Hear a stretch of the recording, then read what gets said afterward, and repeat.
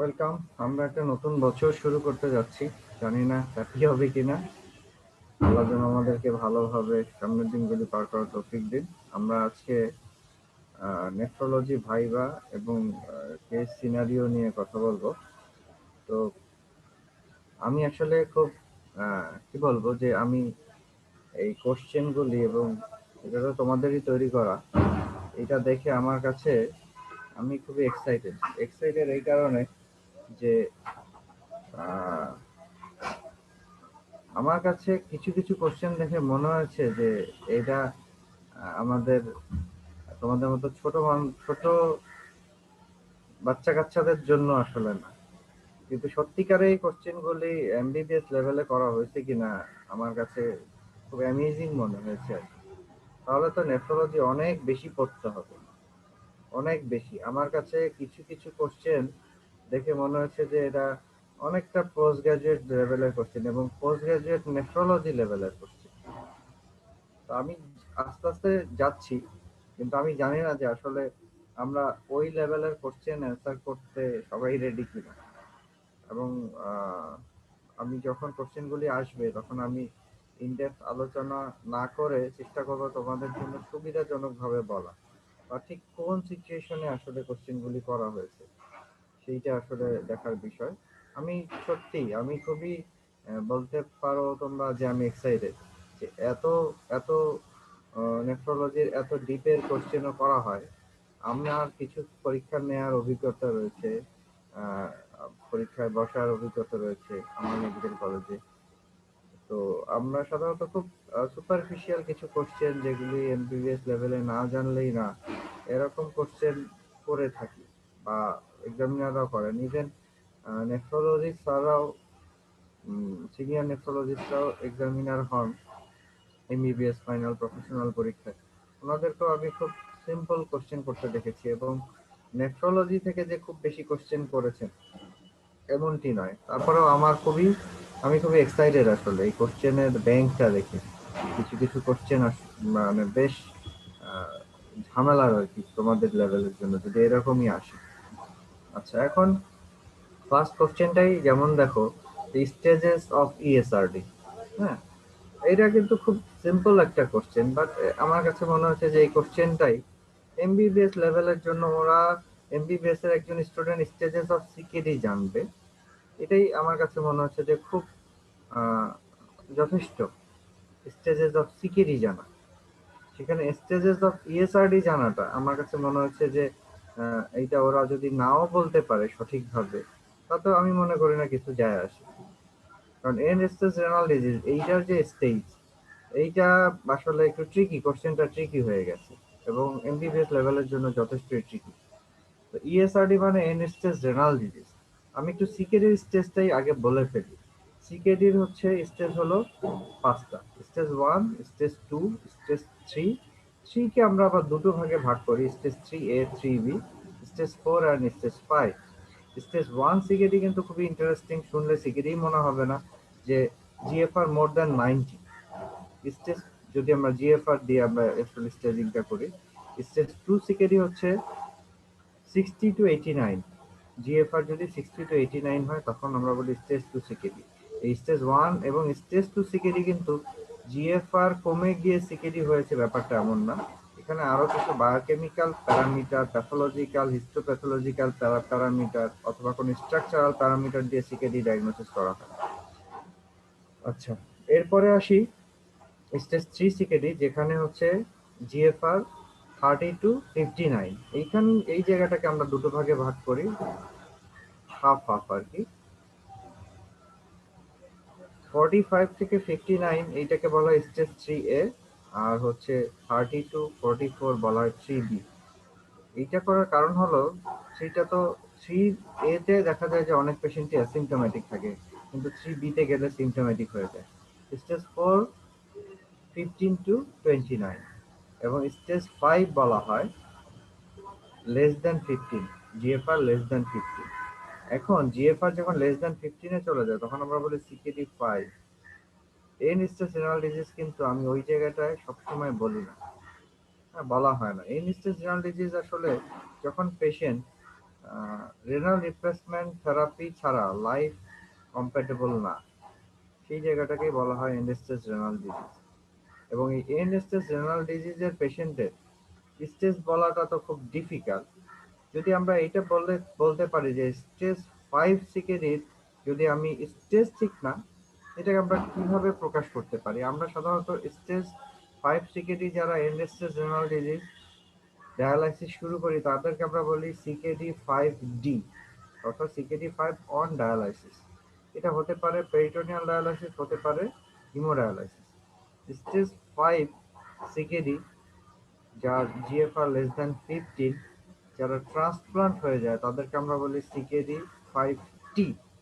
যদিও ট্রান্সপ্লান্ট হওয়ার পরে একটা পেশেন্টের ক্রিয়েটিনিন একদম নর্মাল হয়ে যেতে পারে, তারপরেও কিন্তু ওনার এনটিটি উনি সিকেডি 5T বলা হয় অন ট্রান্সপ্লান্ট, বা ট্রান্সপ্লান্টে উনি এখন ভালো আছে, বা transplanted kidney is working fine, but still উনি কিন্তু সিকেডি 5-এরই পেশেন্ট। হ্যাঁ, কিন্তু ওনার ট্রান্সপ্লান্ট করা হয়েছে। এখন ইএসআরডির স্টেজ কি হতে পারে, এটা আমি চিন্তা করলাম যে এই কোশ্চেনটা সত্যি সত্যি করা হয়েছে কিনা। এটা হতে পারে যে সিকেডির স্টেজিং। তারপরেও যদি বলা হয় যে ইএসআরডি কি কি, ঠিক স্টেজ বলা আমার জন্য খুব ডিফিকাল্ট। একটা বলা যেতে পারে on renal replacement therapy, without renal replacement therapy, অর্থাৎ সিকেডি স্টেজ 5 আমরা কাউকে ডায়ালাইসিস দিয়েছি, কাউকে দেই নাই। এই জায়গাটুকু একটা ট্রিকি পয়েন্ট থাকতে পারে। অথবা হতে পারে যে এন্ড স্টেজ রেনাল ডিজিজ তাদের 3 ধরনের আমরা মেজার নিয়ে থাকি। একটা হলো হেমোডায়ালাইসিস, একটা পেরিটোনিয়াল ডায়ালাইসিস, আর একটা হচ্ছে ট্রান্সপ্লান্ট। আর একটা বলা যেতে পারে যে আমরা কোনো কোনো পেশেন্টকে হয়তো ডায়ালাইসিস দিতে পারি না, সেটা ডিফারেন্ট কোমরবিডিটি, এইজ, যারা প্যালিয়েটিভ কেয়ারে থাকে, যে আল্লাহ তাআলা যতদিন কোনো ধরনের রেনাল রিপ্লেসমেন্ট থেরাপি ছাড়াই বাঁচায় রাখে, এরকম এক ধরনের একটা গ্রুপ থাকে। ইকোনমিক কারণও একটা কারণ। তো এই কোশ্চেনটাই আমার কাছে মনে হচ্ছে যে ঠিক এমবিবিএস লেভেলের জন্য তো অবশ্যই না, হয়তো পোস্ট গ্রাজুয়েট লেভেলে এটা নিয়ে আলাপ হতে পারে। অনেক সময় পোস্ট গ্রাজুয়েট লেভেলে একটা টপিক নিয়ে আলোচনা হয়, টিচাররা স্টুডেন্টদেরকে কোনো একটা টপিক থ্রো করে দেয় যে এই টপিকটা নিয়ে বলেন, ঠিক সেভাবে হয়তো ডিসকাশন হতে পারে। কিন্তু এটা ঠিক স্টেজেস অফ ইএসআরডি আমার কাছে মনে হচ্ছে যে কোশ্চেনটা ঠিক এমবিবিএস লেভেলের জন্য না, ডিসকাশনের জন্য না, তবে স্টেজেস অফ সিকেডি এটা জানতেই হবে। আচ্ছা, স্টেজেস অফ সিকেডি যখন বললাম, আমি এই জায়গায় একটু সিকেডি ডেফিনিশনটা বলবো। সিকেডি ডেফিনিশনটা কেন বলবো, স্টেজেস অফ সিকেডি আমি যদি বুঝাইতে চাই, যেটা আমার বেশি জানতে হবে, সেক্ষেত্রে সিকেডি ডেফিনিশনটা আমার বুঝতেই হবে। সিকেডি ডেফিনিশন হচ্ছে, এটা দুইটা ভাগে ভাগ করা হয় ডেফিনিশনটাকে। Renal damage evidence by GFR less than 60 ml per minute persisted for more than or equal to 3 months। এইটা একটা পয়েন্ট। তার মানে জিএফআর 60 নিচে চলে আসলো, যেটা 3 মাসের অধিক সময় ধরে পারসিস্ট করছে, সেটাকে বলা হয় সিকেডি। এখন তোমরাই হয়তো বলবে যে তাহলে সিকেডি স্টেজ 1 স্টেজ 2 কই গেল? আমি কিন্তু যখন স্টেজ 1 2 বলেছি তখনই বলছি এটা জিএফআর এর উপর ডিপেন্ড করে না। তো সেইটাকে যদি আমি ডেফিনেশনে ইনক্লুড করতে চাই, তখন আমাকে বলতে হবে সিকেডি ডেফিনেশনের আরেকটা পার্ট আছে, renal damage evidence by biochemical, pathological or structural abnormality persisted for at or more than 3 months with or without reduction of GFR। তাহলে একটা গ্রুপ স্টেজ 3 যদি চলে আসে, তখন আমরা কোনো কিছু ছাড়াই সিকেডি বলতে পারি যে 60 ml এর নিচে জিএফআর চলে আসছে, তাহলে, এবং সেটা 3 মাসের অধিক সময় পারসিস্ট করছে। কারণ একেআই, হয়তো একটা পেশেন্টের সেরাম ক্রিয়েটিনিন 5 হয়ে গেছে, হয়তো acute watery diarrhoea followed by AKI, উনি দেখা গেল যে 3 সপ্তাহের মধ্যে রিকভারি হয়ে গেল, তাহলে ওনাকে তো সিকেডি বলা যাবে না, উনি একেআই রিজলভ অর রিকভার। কিন্তু সিকেডি স্টেজ 3 অনওয়ার্ড যদি বলি, তাহলে 3 মাসের অধিক সময় জিএফআর পারসিস্ট করতে হবে লেস দেন 60। কিন্তু স্টেজ 1 2 কে বলতে গেলে আমি যেটা বললাম যে বায়োকেমিক্যাল, প্যাথোলজিক্যাল আর স্ট্রাকচারাল অ্যাবনর্মালিটি। শুরুটা কি ছিল? রেনাল ড্যামেজ এভিডেন্স বাই, অর্থাৎ এই অ্যাবনর্মালিটি গুলি রেনাল ড্যামেজের কারণে হয়েছে। যেমন একটা বায়োকেমিক্যাল প্যাথোলজিক্যাল অ্যাবনর্মালিটি কি হতে পারে, যে ইউরিনে আন্ডার মাইক্রোস্কোপে আমি আরবিসি পাচ্ছি, হেমাচুরিয়া হচ্ছে, persisted for 3 months. If it is due to some sorts of bladder cancer, তাহলে কি আমি এটাকে সিকেডি বলবো? বলবো না। রেনাল ড্যামেজের এভিডেন্স তো না আসলে এটা। সেটা কিভাবে ডিফারেন্স করতে হয় সেটা কিন্তু আমরা অলরেডি প্রিভিয়াস ক্লাসে বলেছি, যে আমরা হেমাচুরিয়া গ্লোমেরুলার অরিজিন কোনটা, নন গ্লোমেরুলার অরিজিন কোনটা, এটা আমরা বলতে পারবো। তো আন্ডার মাইক্রোস্কোপি, স্পেশাল মাইক্রোস্কোপি, যেটা ফেস কন্ট্রাস্ট মাইক্রোস্কোপির সাথে আরবিসি কাস্টের প্রেজেন্স আর অ্যাবসেন্সের উপর। তাহলে বায়োকেমিক্যাল অ্যাবনর্মালিটি যেমন প্রোটিনিউরিয়া পার্সিস্ট যদি করে, যেটা রেনাল ড্যামেজকে এভিডেন্ট করে, যদি 3 মাসের অধিক সময় ধরে পার্সিস্ট করে, ইট মে বি মাইক্রোঅ্যালবুমিনুরিয়া অর ম্যাক্রোঅ্যালবুমিনুরিয়া। হ্যাঁ, যেমন ডায়াবেটিক নেফ্রোপ্যাথি, আর্লি ডায়াবেটিক নেফ্রোপ্যাথিতে এরকম প্রোটিনিউরিয়া হয়, মাইক্রোঅ্যালবুমিনুরিয়া হয়। এটা যদি 3 মাস পার্সিস্ট করে, আমরা এটাকে সিকেডি বলতে পারি। যদিও দেখা গেল যে তার সেরাম ক্রিয়েটিনিন 0.7 বা 0.9, জিএফআর করে দেখা গেল যে 60 এর উপরেই আছে, তারপরও উনি সিকেডি পেশেন্ট। একইভাবে অনেক পেশেন্ট আছেন যাদের হয়তো স্ট্রাকচারাল অ্যাবনর্মালিটি রয়েছে, যেমন একটা পেশেন্টের অ্যাডাল্ট পলিসিস্টিক কিডনি ডিজিজ, ওনার কিডনিতে 2 কিডনিতে মাল্টিপল প্যাথোলজিক্যাল সিস্ট, কিন্তু ইনিশিয়াল স্টেজে ওনার ক্রিয়েটিনিন একবারেই নর্মাল, বাট উনি পেশেন্ট অফ সিকেডি। একটা পেশেন্টের স্ট্রাকচারাল অ্যাবনর্মালিটি যেমন হর্স শেপের কিডনি, এটা একটা খুবই প্যাথোলজিক্যাল অ্যাবনর্মালিটি। কোনো পেশেন্টের এমন হতে পারে যে স্টোন কিডনির মধ্যে বসে আছে, সেটা এক ধরনের স্ট্রাকচারাল অ্যাবনর্মালিটি, যেটা কিডনির ফাংশনকে ডিটেরিয়েট করতে পারে, এখন না করলে ভবিষ্যতে করতে পারে, বা সার্টেন এরিয়ার কিডনির ফাংশন সে হ্যাম্পার করছে, যেটা ওভারঅল ফাংশনে আমরা আসলে পাচ্ছি না। তো এরকম স্ট্রাকচারাল অ্যাবনর্মালিটি। একইভাবে কোনো হিস্টোপ্যাথোলজিক্যাল অ্যাবনর্মালিটি হতে পারে, লাইক গ্লোমেরুলোনেফ্রাইটিস। সো সিকেডি ডেফিনেশনটা আমরা বুঝলাম, স্টেজেস অফ সিকেডি বুঝলাম, কিন্তু স্টেজেস অফ ইএসআরডি আমার কাছে এখনো পর্যন্ত খুব বেশি ক্লিয়ার না। তবে আমরা যদি এ ধরনের কোশ্চেন আসে, আমরা ঠিক ডিসকাস করব যে ইএসআরডি কাকে বলে। সিকেডি 5 যখন ডায়ালাইসিস বা রেনাল রিপ্লেসমেন্ট থেরাপি ছাড়া লাইফ ইজ নট পসিবল, এরকম একটা কন্ডিশন, যেটা এন্ড স্টেজ, মানে কিডনি টোটালি কাজ করছে না। হ্যাঁ, এখানেও আবার এটা নেশন টু নেশন একটু ডিফার করে। যেমন যাদের আসলে প্রচুর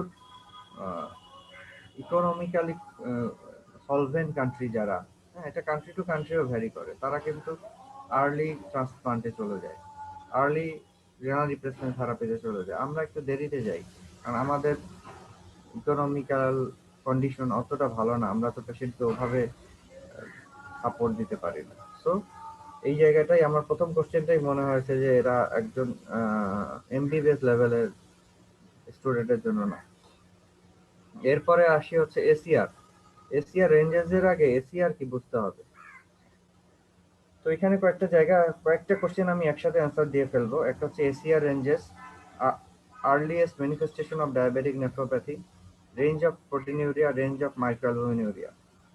এই যে চারটা কোশ্চেন হয়তো একই স্টুডেন্টকে করা হয়েছে, এবং এই কোশ্চেনটা খুবই আমার কাছে মনে হচ্ছে যে খুব একটা ইম্পর্টেন্ট কোশ্চেন। এই ধরনের কোশ্চেন আমরা স্টুডেন্টদেরকে হরহামেশাই করে থাকি। প্রথমে আসি যে প্রোটিনিউরিয়া। নর্মাল প্রোটিনিউরিয়া হচ্ছে 150 milligram in 24 hours. Normal proteinuria হতে পারে একজন ইন্ডিভিজুয়ালের, তাকে আমি পেশেন্ট বলবো না। এই নর্মাল যে 150 মিলিগ্রাম প্রোটিনিউরিয়া হয়, এর মধ্যে এটাও আমি ফার্স্ট ক্লাসে যেটা আমরা বলেছিলাম যে একদম আউটলাইন, সেখানে কিন্তু এটা নিয়ে ডিসকাস করা হয়েছে। তো নর্মাল প্রোটিনিউরিয়ায় আমরা 150 মিলিগ্রাম যে প্রোটিনিউরিয়া হয়, এখানে কিন্তু অ্যালবুমিন থাকে অ্যারাউন্ড 20 মিলিগ্রাম। তো আমাদের কাছে albumin is very important than as a whole protein, কারণ প্রোটিনের মধ্যে কিছু টিউবুলার প্রোটিন থাকে। তাহলে যদি 20 পর্যন্ত নর্মাল অ্যালবুমিন যায়, তাহলে বাকিগুলো কি? Usually Tamm Horsfall protein or tubular protein, বিভিন্ন সেক্রেটরি প্রোটিন, এগুলি থাকে। তো 150 মিলিগ্রাম পর্যন্ত 24 ঘন্টা এটা নর্মাল। আর অ্যালবুমিনটা আমরা যেহেতু বেশি ইম্পর্টেন্স দেই, কারণ যে কোনো ডিজিজ ডায়াগনোসিস করতে গেলে আমরা অ্যালবুমিনুরিয়া কতটুকু এটা জানতে চাই। তো রেঞ্জ অফ অ্যালবুমিনুরিয়া দিয়ে শুরু করি। রেঞ্জ অফ অ্যালবুমিনুরিয়া হচ্ছে, রেঞ্জ অফ প্রোটিনিউরিয়া তো বললাম যে 150 পর্যন্ত নর্মাল, এর উপরে গেলে অ্যাজ এ হোল প্রোটিনিউরিয়া যদি হয় সেটাকে আমরা বলবো হচ্ছে অ্যাবনর্মাল। হ্যাঁ, তো এখন অ্যালবুমিনুরিয়া যদি আমি বলতে চাই, তাহলে আমার জন্য আরো স্পেসিফিক গ্লোমেরুলার ডিজিজের প্রোটিনিউরিয়া বলতে অ্যালবুমিনুরিয়াই বোঝানো হয়, স্পেসিফিক হয়। তো অ্যালবুমিনুরিয়া নর্মাল কত? Less than 30 milligram in 24 hours, এটা হচ্ছে নর্মাল অ্যালবুমিনুরিয়া। 30 to 300 এইটাকে বলা হয় মাইক্রো অ্যালবুমিনুরিয়া। মাইক্রো অ্যালবুমিনুরিয়া কি জিনিস? এই যে বলা হয়েছে রেঞ্জ অফ মাইক্রো অ্যালবুমিনুরিয়া। মাইক্রো অ্যালবুমিনুরিয়া মানে হচ্ছে যে আমরা ইউরিন আরএমইতে বা ডিপস্টিক টেস্টে এটা পজিটিভ পাবো না, এটা মাইক্রো অ্যালবুমিন লেভেল করতে হবে 24 আওয়ার্স মাইক্রো অ্যালবুমিন, অথবা এই মাইক্রো অ্যালবুমিনটাকে আমরা 24 আওয়ার্স ইউরিন কালেকশন না করে স্পট ইউরিন মানে একটা সিঙ্গেল স্যাম্পল নিয়ে, ভালো হয় প্রিফারেবলি মর্নিং স্যাম্পল নিয়ে আমরা এসিআর করতে পারি, মানে অ্যালবুমিন ক্রিয়েটিনিন রেশিও। এটা বলা হয়েছে যে এসিআর রেঞ্জ, মানে এসিআর জিনিসটা কি? এসিআর হচ্ছে 24 আওয়ার্স কালেকশনটাকে বাইপাস করার জন্য আমরা যেটা করি সেটা হচ্ছে যে একটা স্পট ইউরিন কালেক্ট করার পর এইটার অ্যালবুমিন, ওই স্পট ইউরিনের অ্যালবুমিন মিলিগ্রাম পার মিলিমোল আর স্পট ইউরিনের creatinine milligram per millimole. Usually একজন ইন্ডিভিজুয়ালের ক্রিয়েটিনিন এক্সক্রিয়েশন ফিক্স থাকে, কারণ ক্রিয়েটিনিনের সোর্স কি? আমাদের ক্রিয়েটিনিনের সোর্স হচ্ছে বডি মাস। আমার যে বডি মাস, মাসল মাস, এই মাসল মাস হচ্ছে আমার ক্রিয়েটিনিনের সোর্স। এইটা তো আমার জন্য ফিক্স। এটা তো যদি মানে একজন নর্মাল ইন্ডিভিজুয়াল বলি বা যাই বলি, এটা তো হঠাৎ করে মাসল মাস চেঞ্জ হয় না। আমার জন্য আমার ক্রিয়েটিনের যে ইউরিনে পাবো এটা মোটামুটি একটা ফিক্সড অ্যামাউন্ট। হ্যাঁ, এইটা যদি উঠানামা করে তাহলে রেশিও ওঠানামা করবে। যদি এইটা বেড়ে যায় তাহলে কি হবে? রেশিও কমে যাবে। এটা যদি কমে যায় রেশিও বেড়ে যাবে। ঠিক আছে? এসিআর কিছুই না, এসিআর একটা সিঙ্গেল নাম্বার যেটা ইউরিনারি মাইক্রো অ্যালবুমিনটাকে রিপ্রেজেন্ট করে। ঠিক আছে, এটা নাথিং ডিফিকাল্ট কিছু, যেটা ডিফিকাল্ট কিছু না, এটা ওরকম ডিফিকাল্ট কিছু না। এটা মাইক্রো অ্যালবুমিনটাকে আমরা স্পট ইউরিন দিয়ে যখন বলি তখন সেটাকে বলা হয় অ্যালবুমিন ক্রিয়েটিনিন রেশিও দিয়ে আমরা এটা বের করি। একইভাবে 24 আওয়ার্স ইউরিনারি প্রোটিন দেখা হয়। তো 24 আওয়ার্স ইউরিনারি প্রোটিনকে যদি আমি 24 আওয়ার্স ইউরিন কালেকশন করা খুব ডিফিকাল্ট একটা পেশেন্টের জন্য, আমরা একটা স্পট ইউরিন নিতে পারি, নিয়ে যখন করি সেটাকে বলা হয় পিসিআর, প্রোটিন ক্রিয়েটিনিন রেশিও। এগুলো সিঙ্গেল নাম্বার, দুইটা রেশিও কেটে কেটে যায় এবং আলটিমেটলি ইউনিটটা কেটে যায়, আলটিমেটলি একটা সিঙ্গেল নাম্বার হিসেবে আমরা পাই এবং এটা রিপ্রেজেন্ট করে হচ্ছে 24 hours proteinuria PCR. ACR represent করা হচ্ছে মাইক্রো অ্যালবুমিন। মাইক্রো অ্যালবুমিন কি আমি বলেছি, আশা করি বুঝতে অসুবিধা হওয়ার কথা না। এরপরেও বুঝতে অসুবিধা হলে আমাকে পরবর্তী ক্লাসের আগে জানালে আরো ডিটেল বলার চেষ্টা করব। নেক্সট হচ্ছে যে একই জায়গায় আমি আরো একটু কথা বলে রাখি, সেটা আমি পরীক্ষায় জিজ্ঞেস করি অনেক সময়, যে ধরো তুমি পাশ করলে, পাশ করার পরে তুমি ইন্টার্ন করছো, তো রাউন্ডে আমি বললাম বা একজন টিচার বললো যে এই পেশেন্টকে 24 আওয়ার্স ইউরিনারি প্রোটিন করতে দাও, এটা আমরা সংক্ষেপে বলি ইউটিপি করতে দাও, ইউরিনারি টোটাল প্রোটিন 24 আওয়ার্স। তখন তুমি পেশেন্টকে কিভাবে বলবা যে 24 ঘন্টার প্রস্তাব কালেক্ট করতে? কারণ পেশেন্টকে কিন্তু এই জায়গাগুলো খুব ট্রিকি। আমরা এত পড়ালেখা করি, আমরা কিন্তু পেশেন্টকে এই জায়গাটা বুঝিয়ে দেই না, আমরা জাস্ট অর্ডার দিয়ে দেই যে অ্যাডভাইস ইউটিপি। এখন সে গেল হয়তো ল্যাবে, ল্যাবে বললো আপনি একটা জেরিকিনে করে, একটা জারে করে, একটা পটে করে 24 ঘন্টার প্রস্তাব নিয়ে আসবেন। ওর মধ্যে অনেক সময় আমরা একটা টলুইন দিয়ে দিই, একটা কেমিক্যাল সাবস্টেন্স। তো এটা ল্যাব থেকে দিয়ে দেওয়া হয়, সাপ্লাই করা হয়। এখন কথা হচ্ছে যে প্রোটিন সে 24 ঘন্টার প্রস্তাবটা কিভাবে কালেক্ট করবে? অনেক মানুষ তেমন মনে করতে পারে যে কালকে সকালে উঠে প্রথম প্রস্তাব ধরবো, আবার পরের দিন সকালে উঠে প্রথম প্রস্তাব ধরবো, তাহলে আমার 24 ঘন্টা হয়ে যাবে। তার হিসাব হয়তো ঠিক, কিন্তু আসলে এখানে তো একটা অনেক বড় হিসাবে গরমিল হবে। কারণ সকালের প্রথম প্রস্তাব এটা আসলে কবেকার প্রস্তাব, কবেকার প্রোডাকশন, এইটা প্রোডাকশন তো প্রিভিয়াস 24 আওয়ার্স এর একটা বড় অংশের প্রোডাকশন। হয়তো রাতে ঘুমানো হয়েছে তো আগের দিন রাত 11টার সময় রোগী ঘুমিয়ে গেছে, পরের দিন সকালবেলা ঘুম থেকে উঠে 7টার সময় উনি বা 6টার সময় উনি প্রস্রাব করছে। তো সেটা তো আগের রাতের প্রস্রাব তৈরি হয়ে জমা আছে। এই জন্য রোগীকে ভালো করে বলে দিতে হবে যে আপনি যখন কালেক্ট করবেন আগে প্রস্রাব করে নেবেন, করে নেওয়ার পর ঘড়ি দেখেন, প্রস্রাব করলাম 8টা বাজে, এখন ঘড়ি দেখলাম, আগামী দিন 8টার সময় লাস্ট প্রস্তাব ওর মধ্যে করে ফেলবেন, মানে কালেকশন বক্স পটে করবেন, তাহলে কালেকশন হলো। অথবা আরো সহজভাবে পেশেন্টকে বলা যায় যে যেদিন থেকে কালেক্ট করবেন প্রথম সকালের প্রস্তাব নর্মালি করবেন, পরবর্তী সব প্রস্তাব ধরবেন, পরের দিনের সকালের প্রথম প্রস্তাব ওর মধ্যে নেবেন। এটা হচ্ছে 24 ঘন্টার প্রস্তাব কালেকশন। এগুলি আমরা পরীক্ষায় ভাইভাতে জিজ্ঞেস করি এবং এগুলো আমরা স্টুডেন্টদেরকে বলিও, পড়ানোর সময় এগুলি বলে দিই। কারণ এগুলি হচ্ছে আমার একটা ছেলে বা মেয়ে যখন ডাক্তার হয়ে বের হবে, সে প্রথম দিন ইন্টার্নির সময় তার এটা লাগবে যে কিভাবে একজন পেশেন্ট ইউরিন কালেকশন করবে ফর 24 আওয়ার্স, ইউরিনারি প্রোটিন দেখার জন্য হোক, ইউরিনারি ইলেকট্রোলাইট দেখার জন্য 24 ঘন্টার প্রস্তাব কিভাবে কালেকশন করতে হয়। তাহলে রেঞ্জ অফ প্রোটিনিউরিয়া, আচ্ছা এসিআর মাইক্রোঅ্যালবুমিন হলো রেঞ্জ অফ প্রোটিনিউরিয়া। আচ্ছা রেঞ্জ অফ প্রোটিনিউরিয়া যেটা আমাদের টিচাররা শুনতে চায়, একটা তো বললাম মাইক্রোঅ্যালবুমিন বা যেটা হচ্ছে লেস দেন 300, নর্মাল 150 পর্যন্ত, তার মধ্যে অ্যালবুমিন সাধারণত থাকে 20, লেস দেন 30 মিলিগ্রাম অ্যালবুমিন থাকলে সেটা হচ্ছে নর্মাল। এরপরে আসি 300 এর উপরে গেলে আমরা এটাকে বলে হচ্ছে ম্যাক্রো অ্যালবুমিনুরিয়া। ওকে, আর এখানে সবচেয়ে ইম্পর্টেন্ট যে জায়গাটা সেটা হচ্ছে যে নেফ্রোটিক রেঞ্জ প্রোটিনিউরিয়া কাকে বলে। নেফ্রোটিক রেঞ্জ প্রোটিনিউরিয়া হচ্ছে in case of adult 3.5 gram in 24 hours. এটা যদি আরো ভালোভাবে বলতে চাই তাহলে বলতে হবে 3.5 গ্রাম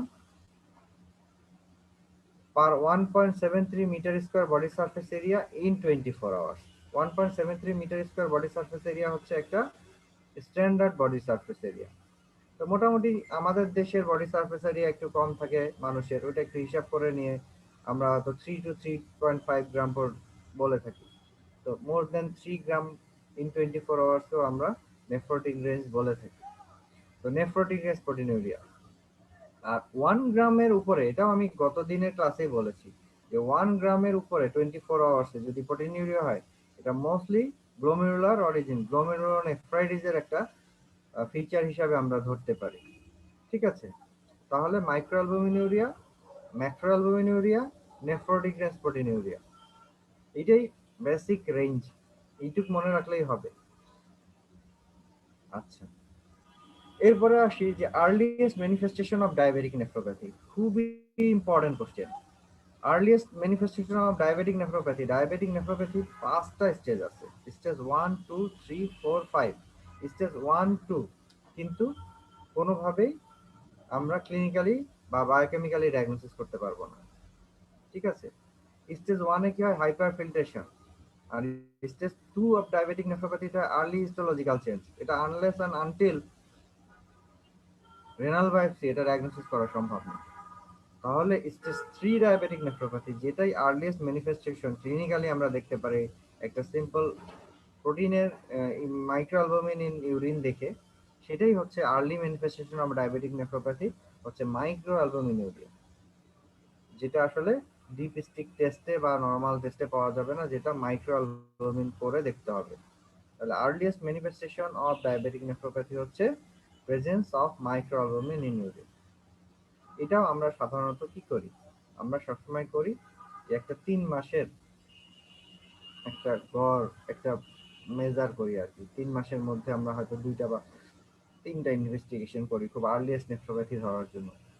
কারণ কিছু কিছু ফিজিওলজিক্যাল কন্ডিশন আছে যেখানে একটু অ্যালবুমিন আসতে পারে, কিছু প্যাথোলজিক্যাল কন্ডিশন আছে যেটা not due to diabetic nephropathy, যেমন ফিভার, জ্বর যদি আসে একটা পেশেন্টের তাহলে তার ইউরিনে প্রোটিন যেতে পারে, একটু অ্যালবুমিন লিক করতে পারে।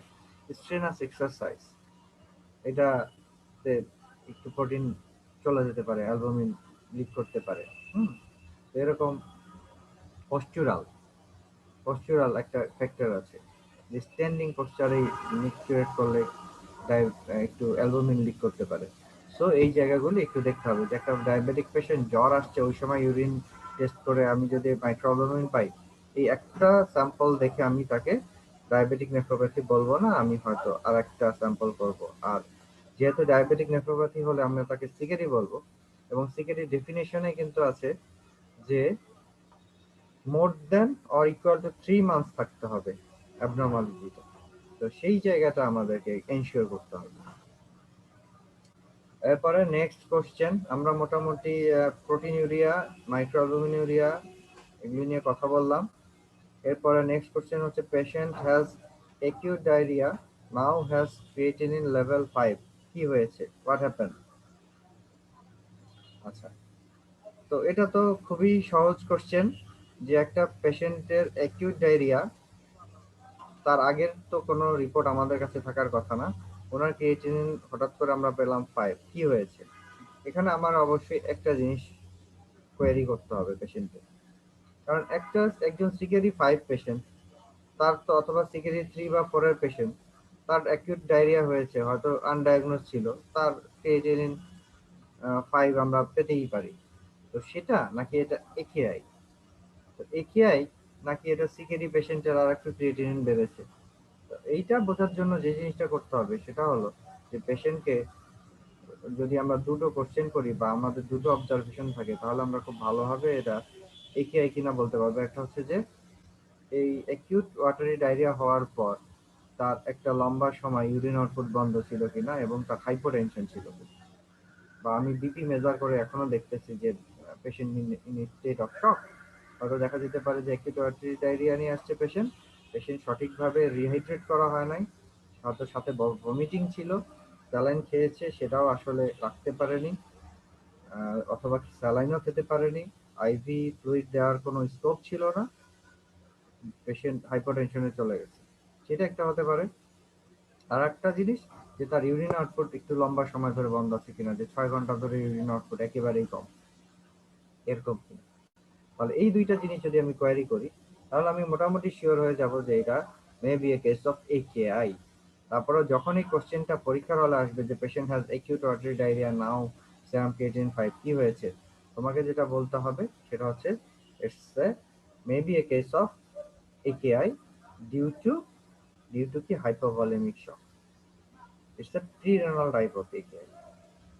আমার ধারণা এইটুক বললেই হবে। আর একটু যদি ডিপে জানতে চাই, বা অনেক সময় আমরা যারা স্টুডেন্ট ছিলাম আমরা বলি যে স্যার পেঁচাইছে, আমাদেরকে একটু পেঁচায় কোশ্চেন করতে, তখন হয়তো আবার করতে পারে যে কেন এই পেশেন্টের আগে থেকে ক্রিয়েটিনিন 5 থাকতে পারে না, তখন এইটা এই কোয়েরিটা আমার কি হবে, এটা যদি তুমি বলো তাহলে আমার মনে হয় টিচার বুঝবে। এবং আমরা তো সবসময় বলি যে আমরা নেফ্রোলজিস্টরা অনেক বেশি ইনভেস্টিগেশন ডিপেন্ডেন্ট। আমার প্রিভিয়াস কি ছিল আমি যদি না জানি, যেমন আমি এখন হোয়াট ইজ একেআই এই ডেফিনিশন যদি আমি বলতে চাই, তাহলেই কিন্তু বুঝতে পারবা ডেফিনিশন কি। হোয়াট ইজ একেআই, একেআই এর ডেফিনিশন খুব ক্লিন কাট, কোথাও নাই, কিন্তু আমি আজকে একটা সুন্দর ডেফিনিশন তোমাদেরকে শেখানোর চেষ্টা করব। একেআই ডেফিনেশন সব বইয়ে যেভাবে দেওয়া আছে, ডেভিসন বলো বা অনেক বইয়ে, সেটা দেখা যাচ্ছে যে sudden deterioration of renal function or sudden reduction of GFR, usually manifested by low urine output and potentially reversible, এরকম কথাগুলি লেখা আছে বিভিন্ন জায়গায়, কিন্তু আমি সত্যি সত্যি কখন একেআই বলবো। তো এইটা আমি যেটা পছন্দ করি, তোমরা ওইভাবে বলো, যদি টিচার বলে যে না আরো আরো আরো টু দা পয়েন্ট বলতে, তখন কিন্তু আমার কাছে যেটা মনে হয়, দেখো তোমাদের আমাদের ডেভিসনেই রাইফেল ক্লাসিফিকেশন দেওয়া আছে। আর আমরা নেফ্রোলজিস্টরা 3 ধরনের ক্লাসিফিকেশন করি, একটা রাইফেল ক্লাসিফিকেশন, একটা একিন ক্লাসিফিকেশন, আর একটা কেডিগো ক্লাসিফিকেশন। তো সবগুলি ক্লাসিফিকেশনই মোটামুটি কাছাকাছি। তো রাইফেল ক্লাসিফিকেশন হচ্ছে risk, injury, failure, loss and stress analysis, প্রথম অক্ষরগুলি নিয়ে রাইফেল। তো আমি সবগুলি, শুধু রাইফেল নামটা তুমি জানবা, প্রত্যেকটা আমি ইন্ডিভিজুয়ালি কি আছে আমি আজকে বলে দিতে পারবো, কিন্তু তোমার মনে রাখার দরকার নেই, তুমি মনে রাখতে পারবে না। হোয়াট ইজ রিস্ক মানে একেআই ক্লাসিফিকেশনের প্রথম ধাপ, এইটাকে যদি আমি ডেফিনেশন হিসাবে বা একেআই হিসাবে মিনিমাম এইটুকু যদি আমি মাথায় রাখি, তাহলে কিন্তু আমার একটা ডেফিনেশন আকারে আমি বলতে পারি রিস্ক কাকে বলে। আমরা একেআই বোঝার জন্য দুইটা প্যারামিটার দেখি। একটা হচ্ছে সেরাম ক্রিয়েটিনিন অর জিএফআর, আর একটা দেখি হচ্ছে ইউরিন আউটপুট। তো দেখো, সেরাম ক্রিয়েটিনিন বা জিএফআর দেখতে গেলে আসলে একটা বেজ লাইন ক্রিয়েটিনিন বা জিএফআর লাগে। বেজ লাইন ক্রিয়েটিনিন বা জিএফআর কি আমরা আমাদেরটা জানি? আমি জানি আমার ক্রিয়েটিনিন আজকে কত বা গত 7 দিনে কত ছিল, আই ডোন্ট নো। তুমিও জানো না, তোমরা কেউ জানো না। আর আমাদের কাছে যে পেশেন্ট আসে তারা সবাই জানে? জানে না। যারা একেআই নিয়ে হসপিটালে ভর্তি হয় তারা কেউ জানে না। হসপিটালে ভর্তি থাকাকালীন যদি একেআই ডেভেলপ করে কোনো একটা procedure followed by some procedure, like একটা পেশেন্ট হসপিটালে ভর্তি হয়েছে একটা অপারেশন করার জন্য, তার সেরাম ক্রিয়েটিনিন করা হয় প্রি অ্যানেস্থেটিক চেকআপেই। এরপরে দেখা গেল যে অপারেশনের পরে তার ইউরিন আউটপুট কম, ক্রিয়েটিনিন করে দেখা গেল ক্রিয়েটিনিন বেড়ে গেছে। এই ধরনের ক্ষেত্রে আমরা ক্রিয়েটিনিন লেভেল বা রাইজ অফ সেরাম ক্রিয়েটিনিনটা মেজার করতে পারি। কিন্তু আদার দেন দ্যাট আমরা কিন্তু ইউরিন আউটপুটের উপর অনেক বেশি ডিপেন্ড করি। পেশেন্টের হিস্ট্রি, আমরা যে সবসময় যে হিস্ট্রির কথা বলি সেই হিস্ট্রিটা কিন্তু ইউরিন আউটপুট, পেশেন্ট কিন্তু ক্রিয়েটিনিন কত বলতে পারবে না, পারার কথাও না, কিন্তু ইউরিন আউটপুট কেমন এটা বলতে পারে। তো এই রাইফেল ক্লাসিফিকেশনের যে রিস্ক, মানে প্রথম ধাপ, প্রথম স্টেজ, সেটা যদি আমি ক্রিয়েটিনিন দিয়ে ব্যাখ্যা করতে চাই, তাহলে এখানে যেটা বলা হয় rise of serum creatine more than 0.3 milligram per DL within 48 hours. তার মানে একজন পেশেন্টের সেরাম ক্রিয়েটিন ছিল 1, বেসলাইন থেকে 0.3, অর্থাৎ 48 ঘন্টায় 1.3 হয়ে গেছে। তাহলে আমি এটাকে বলবো হচ্ছে একেআই বলতে পারবো। অথবা রাইজ অফ সেরাম ক্রিয়েটিনিন হয়ে জিএফআর 25% রিডাকশন হয়েছে ফ্রম বেসলাইন উইদিন 7 ডেজ। 7 দিনে 25% জিএফআর কমে গেছে কোনো পেশেন্টের। ক্রিয়েটিনিন বাড়ছে, আমি জিএফআর করলাম, ইজিএফআর করলাম, মেজার করলাম, দেখলাম এটা 7 দিনের মধ্যে 25% জিএফআর রিডাকশন হয়ে গেছে। তাহলে এটা জিএফআর ক্রাইটেরিয়ায় একেআই বলতে পারবো। আর ইউরিন আউটপুট ক্রাইটেরিয়াটা হচ্ছে খুব simple, urine output less than 0.5 ml per kg per hour for consecutive 6 hours. তাহলে আমি যদি একেআই ডেফিনেশনে এই পয়েন্টটা যোগ করতে পারি যে একটা পেশেন্টের যদি urine output consecutive 6 আওয়ার্সে 0.5 ml per kg পার আওয়ারের চেয়ে কম ইউরিন আউটপুট হয়, অথবা সেরাম ক্রিয়েটিনিন 0.3 মিলিগ্রাম বেড়ে যায় উইদিন 48 আওয়ার্স, অথবা জিএফআর কমে যায় 25% উইদিন লাস্ট 7 ডেজ, আমি যে কোনো একটা ক্রাইটেরিয়া থাকলে তাকে একেআই বলতে পারবো। ওকে, এটা তোমরা যদি আজকেই রিভিশন খোলো রাইফেল ক্লাসিফিকেশনে রিস্ক বলতে কি বোঝায় এটা একবার তোমরা চোখ বুলায় নাও, তাহলে আরো ক্লিয়ার হবে। তাহলে একেআই এর ডেফিনেশন আমি যদি একদম ম্যাথমেটিক্যালি বলতে চাই তাহলে এভাবে বলাটাই আমার কাছে মনে হয় বেস্ট। এবং একটা ভালো করে এই আমি যতটুকু বলেছি এইটাই যদি আমাদের মাথার মধ্যে গেঁথে যায়, আমরা যদি গেঁথে রাখতে পারি, তাহলে আমার মনে হয় যে ইট উইল বি এনাফ। এরপরে আসো যে causes of একেআই, what are the renal causes of একেআই। আচ্ছা, কজেস অফ একেআই অথবা ক্লাসিফিকেশন অফ একেআই আমি আমার স্টুডেন্টদেরকে সেম হেডলাইন, ডিফারেন্ট হেডলাইনে একই জিনিস পড়াই। আমি তোমাদেরকেও একই জিনিসই বলতে চাই। কজেস অফ একেআই যদি বলতে চাই, ক্লাসিফিকেশন অফ একেআই বলতে চাই, জিনিস আসলে একই। অথবা আচ্ছা এটাই আগে শেষ করি। অথবা কজেস অফ অলিগিউরিয়া, এটাও কিন্তু অনেকাংশে একই। Causes of AKI, causes of classification of AKI, এবং to some extent causes of oliguria, almost same thing. তাহলে এখন আসি যে কজেস অফ একেআই কি। আমরা একেআই কে 3 ভাগে ভাগ করি, প্রিরেনাল একেআই, রেনাল একেআই, আর post renal AKI. Prerenal, renal, post renal, এই তিনটা হেডলাইনে। ক্লাসিফিকেশনও কিন্তু তাই, ইটিওলজিক্যাল ক্লাসিফিকেশন যদি আমি বলতে চাই, প্রিরেনাল, রেনাল, পোস্ট রেনাল। আবার সব ধরনের একেআইতেই আমরা মোটামুটি জানি খুব খুব দুই একটা স্পেশাল এন্টিটি বাদ দিলে সবগুলো দিয়ে অলিগিউরিয়া হয়। তাহলে কজেস অফ অলিগিউরিয়াও কিন্তু অলমোস্ট সেম।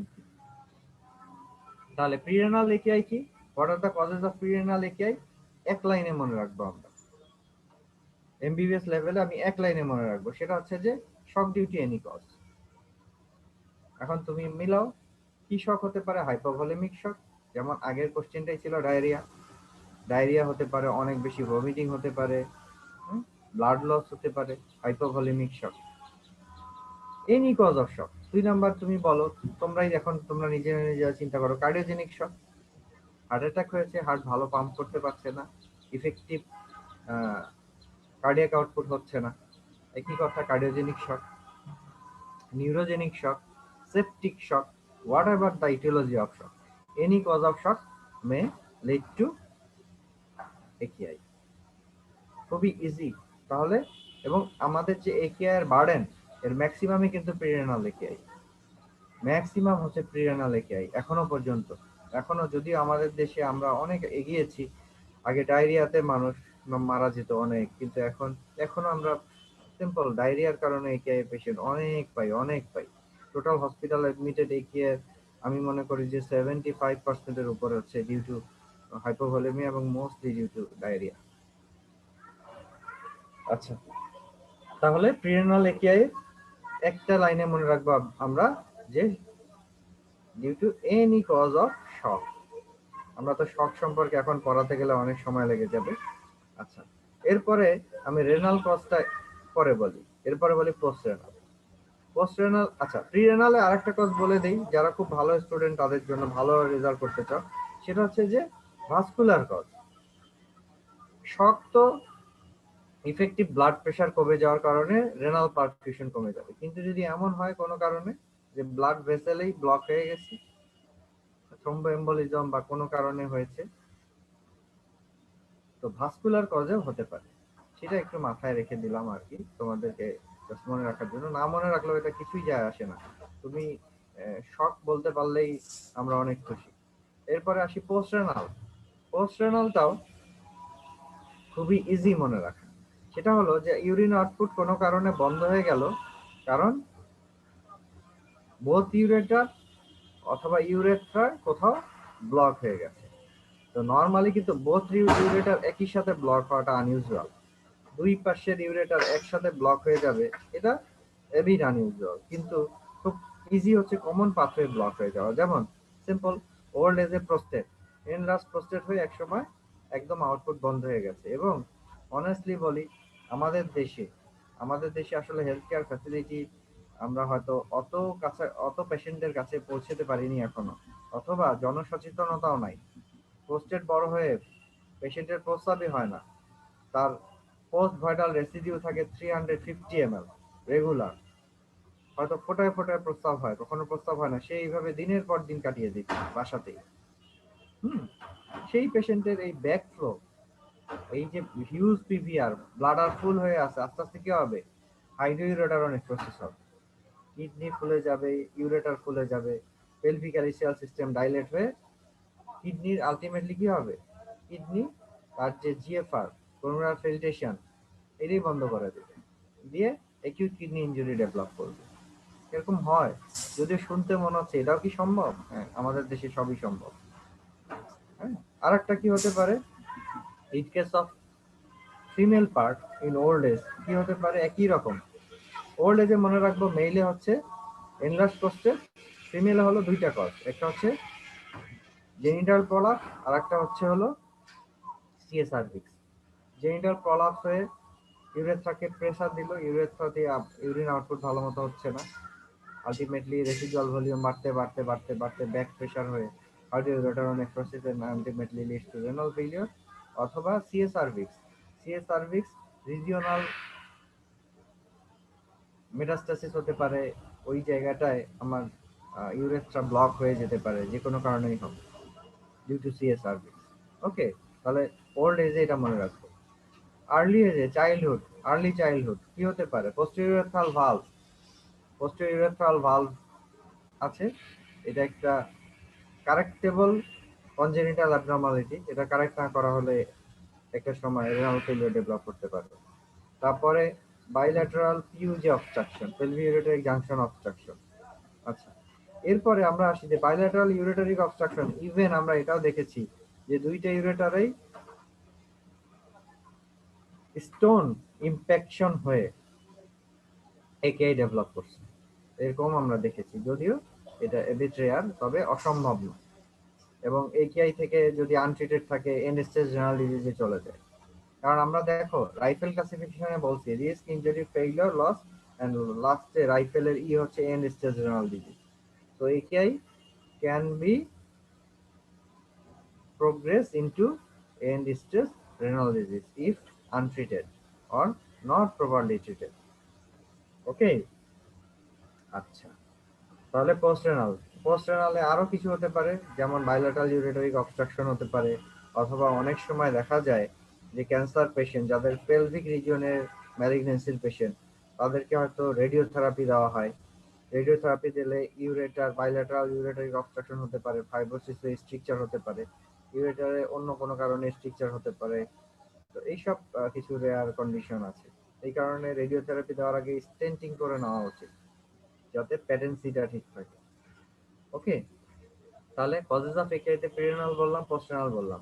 পোস্টেনাল হলো অবস্ট্রাকশন, পেরিনাল হলো শক। মনে থাকবে, সহজ কথা, পেরিনাল শক, পোস্টেনাল অবস্ট্রাকশন, আউটফ্লো ট্র্যাক্ট অবস্ট্রাকশন। যদি ইউরেটারে হতে হয় বাইলেটারাল হতে হবে, আর সিঙ্গেল পাথওয়ে তো একটাই, সেটা ইউরেথ্রা। কেন হয় আমরা মোটামুটি ডিসকাস করলাম।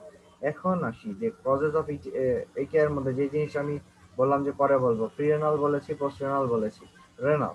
রেনাল কজ অফ একেআই আমার কাছে মনে হয় যে সবচেয়ে ডিফিকাল্ট একেআই। ডিফিকাল্ট কেন? এই জায়গাটায় বিভিন্ন কারণে হতে পারে, এবং যে এই জায়গার একেআইটা অনেক সময় আনএক্সপ্লেইন মনে হয়।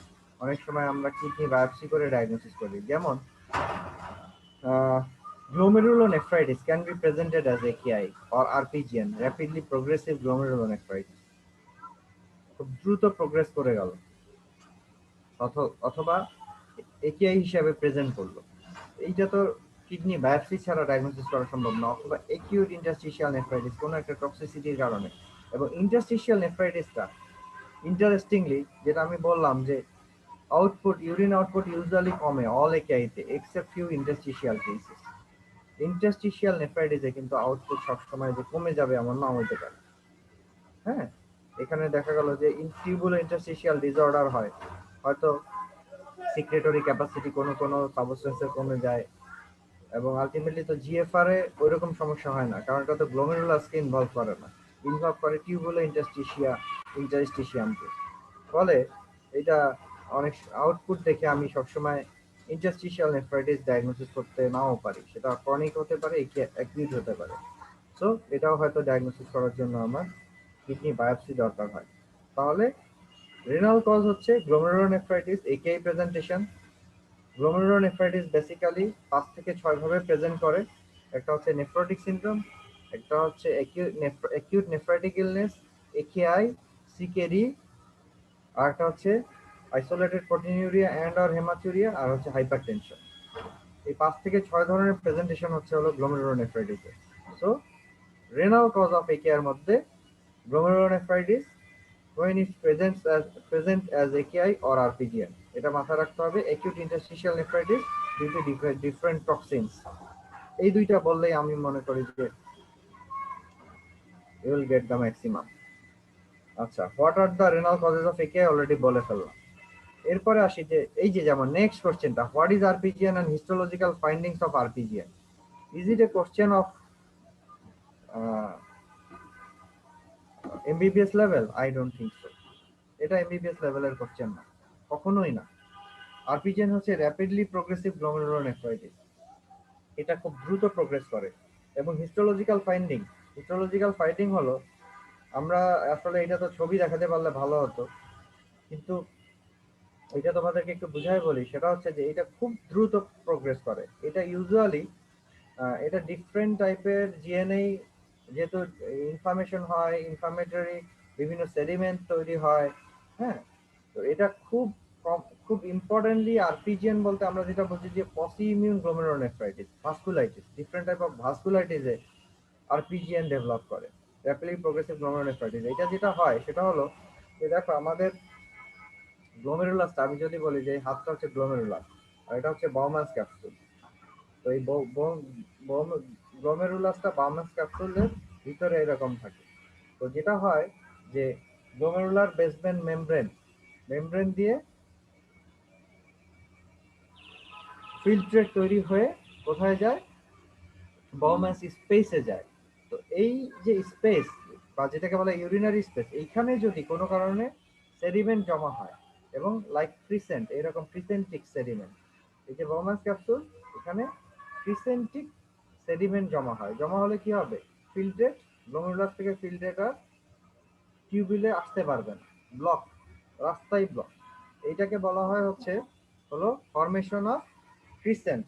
এটা ইনিশিয়ালি তৈরি হয় cellular crescent, different cells infiltration of cells debris, এগুলি একত্রিত হয়ে কনডেন্সড হয়ে এক ধরনের ক্রিসেন্টিক একটা ব্লকেট তৈরি করে, যেটাকে বলা হয় সেলুলার ক্রিসেন্ট। এটা যদি টাইমলি ট্রিটমেন্ট না করা হয় তাহলে এটা ফাইব্রাস ক্রিসেন্ট হয়ে যায় এবং আলটিমেটলি র্যাপিডলি এই পেশেন্টগুলি এন্ড স্টেজ রেনাল ডিজিজে চলে যায়।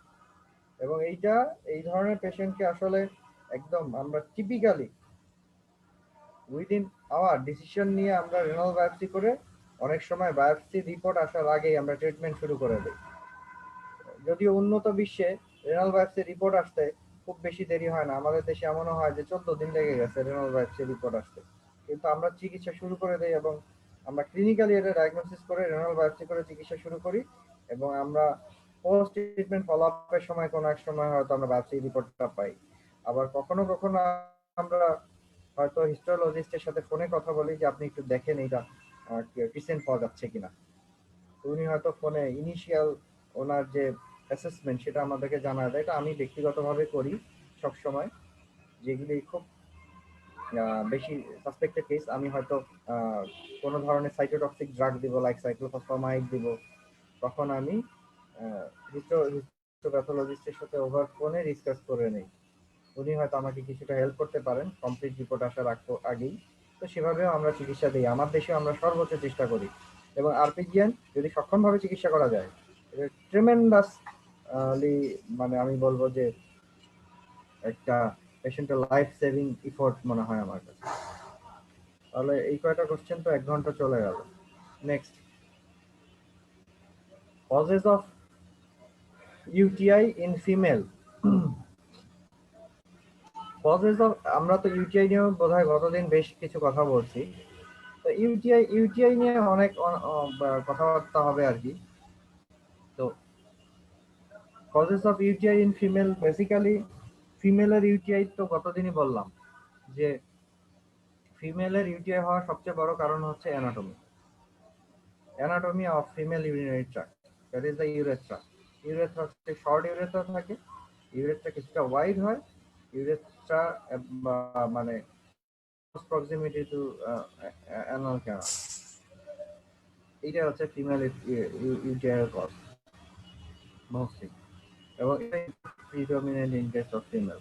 আর male patient 20 years UTI cause, বোধহয় এর আগে ক্লাসে তোমাদেরকে বলছি যে মেল ইউটিআই নাকি বলি না আমি জানি না, ওনাদের ইউটিআই নিয়ে একটা সেশন হওয়া উচিত। মেল পেশেন্ট 20 ইয়ার্স ইউটিআই এর cause, male patient UTI is mostly complicated UTI. Male patient with UTI, mostly complicated UTI. এটা 20 years old, এটা 60 years old, এগুলো হচ্ছে complicated UTI. What is complicated UTI? Complicated UTI হচ্ছে complicated UTI হলো যে যদি কোনো পেশেন্টের ইউটিআই কোনো কমপ্লিকেটিং ফ্যাক্টরের জন্য হয়, in presence of some complicating factors. What are those complicating factors? Complicating factors হচ্ছে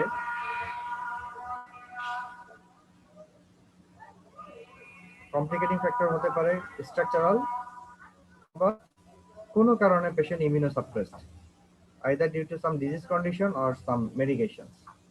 স্ট্রাকচারাল অ্যাবনরমালিটি কি হতে পারে? ইন কেস অফ 20 ইয়ার্স যদি আমাকে বলতে হয়,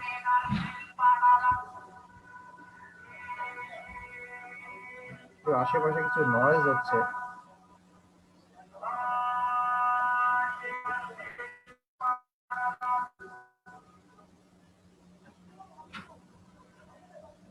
আচ্ছা আচ্ছা কমপ্লিকেটিং ইউটিআই, কমপ্লিকেটিং ফ্যাক্টরগুলো আমি বলি। যেমন একজন পেশেন্টের কোনো কারণে ইউরিনারি ট্র্যাক্টে 20 ইয়ার্সের যদি কমপ্লিকেটিং ফ্যাক্টর বলি তাহলে রেনাল স্টোন একটা স্ট্রাকচারাল কমপ্লিকেটিং ফ্যাক্টর, মেল 20 ইয়ার্স। এছাড়া যদি এটা হতো যে মেল চাইল্ড, তাহলে কমপ্লিকেটিং ফ্যাক্টর হিসেবে পোস্টেরিয়র ভালভ অথবা পিউজি অবস্ট্রাকশন আসতে পারতো। 20 ইয়ার্স তো আমাদের দেশে পিউজি অবস্ট্রাকশন নিয়ে আসে।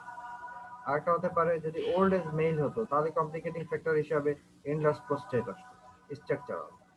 আর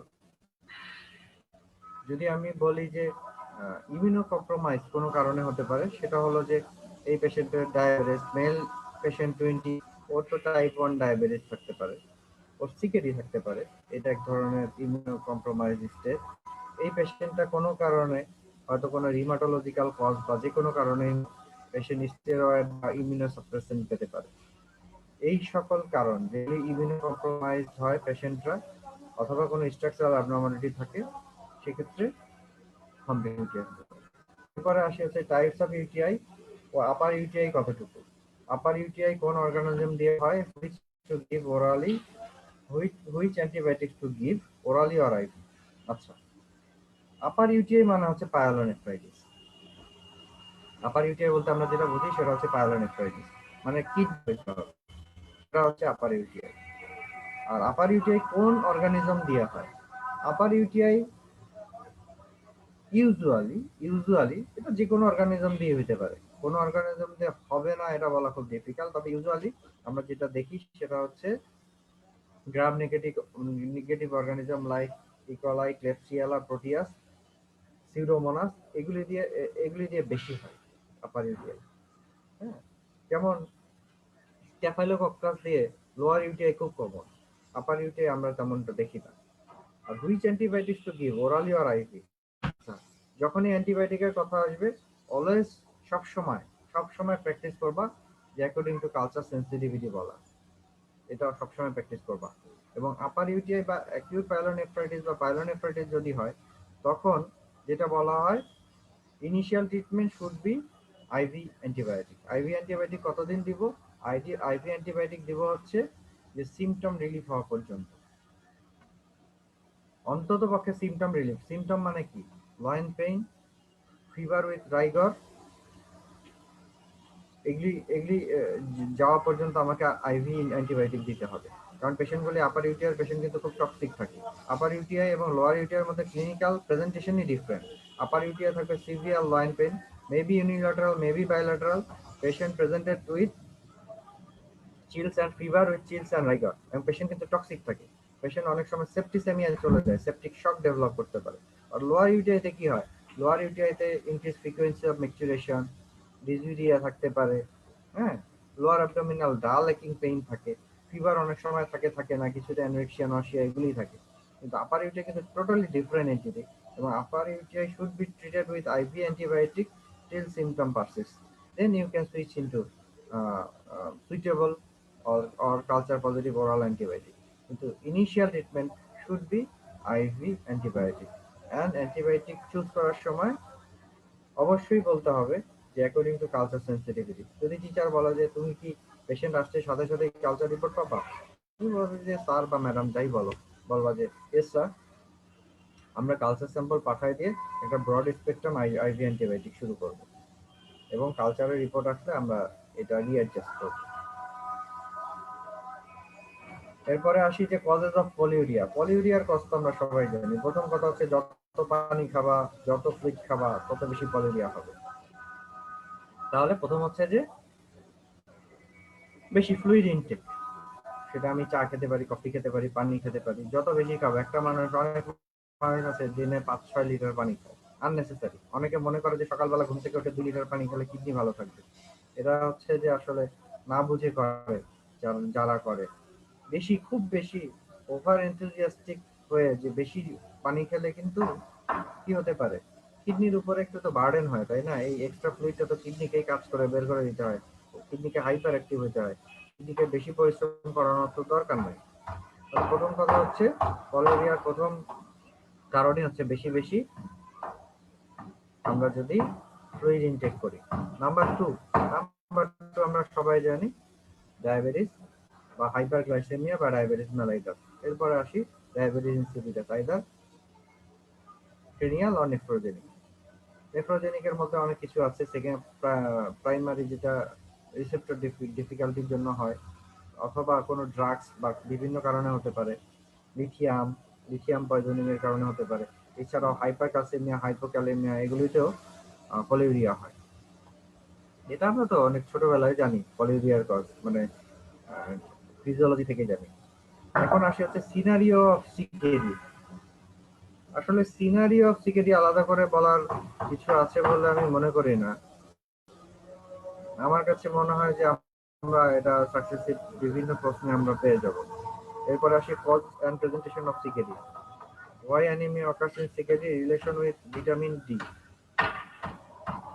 কজ অফ সিকেডি যদি বলতে চাই, আমাদের দেশে তিনটা কজ মনে রাখলেই মেজর পোর্শন কভার করে যায়। Glomerulonephritis, diabetes and hypertension. তিনটা কজ মনে রাখলে মেজর পোর্শন কভার হয়ে যায়। এরপরে আসি interstitial nephritis, chronic interstitial nephritis অবশ্যই। এরপরে আসি congenital adult polycystic kidney disease, obstructive nephropathy, এগুলি বললেই হয়ে যাবে। ইটিওলজি। আচ্ছা, প্রেজেন্টেশন অফ সিকেডি।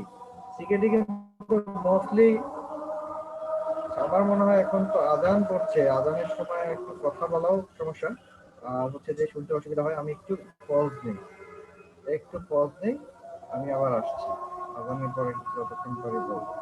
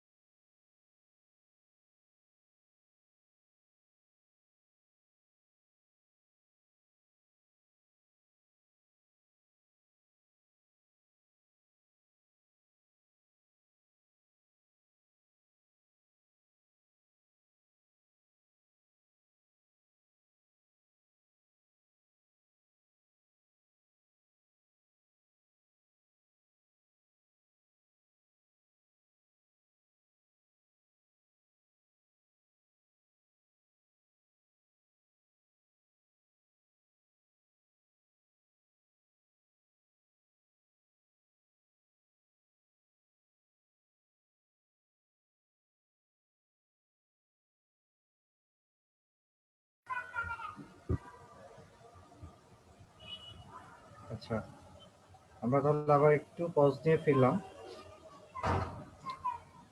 সেটা হচ্ছে যে আমরা সিনারিও অফ সিকিডি, এরপরের কোশ্চেনটা হচ্ছে cause and presentation of CKD, why anaemia occurs in CKD, relation with vitamin D. আচ্ছা, তাহলে সিনারিও অফ সিকিডি আর প্রেজেন্টেশন অফ সিকিডি তো একই জিনিস। আমরা ইটিওলজিতে বললাম সিকিডি। সিনারিও বা প্রেজেন্টেশন যদি আমি বলতে চাই, সেটা হলো যে মোস্টলি সিকিডি কিন্তু আহ, অনেক ক্ষেত্রে অ্যাসিম্পটোমেটিক থাকে। স্টেজ 3 সিকিডি, স্টেজ 3 বি তে না গেলে সাধারণত কোনো ধরনের সিমটম হয় না। তো আমাদের কাছে পেশেন্টরা যখন আসে তখন কিন্তু জিএফআর 14 নিচে চলে আসে, কিন্তু মোস্ট অফ দ্য কেসেস যখন সিকিউরিটি প্রেজেন্টেশন নিয়ে আসে, তারপর আমাদের কাছে জানতেই হবে প্রেজেন্টেশন। তো ইনিশিয়ালি পেশেন্টরা প্রেজেন্ট করে কিছু, মনে হবে যে কিছু ভেগ কমপ্লেন, যে একটু খাওয়ার রুচি কমে গেছে, অ্যানোরেক্সিয়া, মাঝে মাঝে বমি বমি ভাব হয়, অ্যানোরেক্সিয়া, নওশিয়া, হয়তো একটু প্রোগ্রেস করলে ভমিটিং হতে পারে, জিআই সিমটম থাকে। কিছু পেশেন্টের সিমটম থাকে হলো, যেহেতু আমরা জানি যে সিগারেটে এনিমিয়া হয়, এনিমিয়া রিলেটেড সিমটম, যে বলছে যে অ্যানিমিয়ার জন্য একটু প্যালপিটেশন হয়, একটু এনার্জি কম পায়, ল্যাক অফ এনার্জি, মাঝে মাঝে ভার্টিগো হয়, এ ধরনের কমপ্লেন নিয়ে আসে। And তো এ ধরনের কিছু কিছু কমপ্লেন আরো যখন প্রোগ্রেস করে, পেশেন্টের ফ্লুইড ওভারলোড হয়, ইরেমা নিয়ে আসে, জেনারেলাইজ সোয়েলিং নিয়ে আসে, মাঝে মাঝে পেশেন্টরা রেসপিরেটরি ডিস্ট্রেস নিয়ে আসে, আরো একটু প্রোগ্রেসিভ সিকিটির ক্ষেত্রে, যেটু মোস্টলি মেটাবলিক অ্যাসিডোসিসের ফিচার নিয়ে আসে। তো এইরকম ডিফারেন্ট প্রেজেন্টেশন নিয়ে পেশেন্ট আমাদের কাছে আসে। And most of the patients of CKD আর হাইপারটেনশন থাকে। একটা পেশেন্ট খুব কমন, আমাদের পরীক্ষা আমরা স্টুডেন্টদেরকে জিজ্ঞেস করি, বা লং কোশ্চেনও আসতে পারে, যে একটা 45 years old lady presented with anemia and hypertension. যদি এই দুইটাই থাকে, তুমি কি মনে করছো, how will you proceed, what may be the cause? তোমার কিন্তু মাথায় শুরুতেই আসতে হবে যে it's may be a case of CKD, কারণ পেশেন্টের এনিমিয়া আছে, হাইপারটেনশন আছে।